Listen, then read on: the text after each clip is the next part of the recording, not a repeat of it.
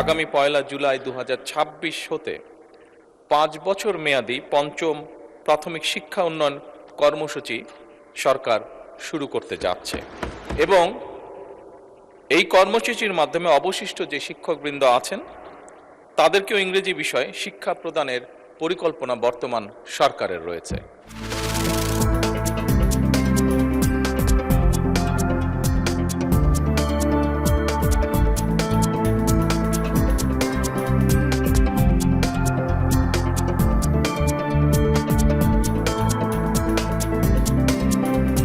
আমাদের অর্থনৈতিক কর্মকাণ্ডের মধ্যে এটা একেবারে একটা ভিন্নধর্মী একটা বিষয় প্রোগ্রাম, যেটা আমরা আমাদের ইশতেহারে বলেছি, এটাও তারা ভীষণভাবে পছন্দ করেছে এবং টু দ্য এক্সটেন্ট তারা বলছে এই প্রোগ্রামটা খুবই ভালো।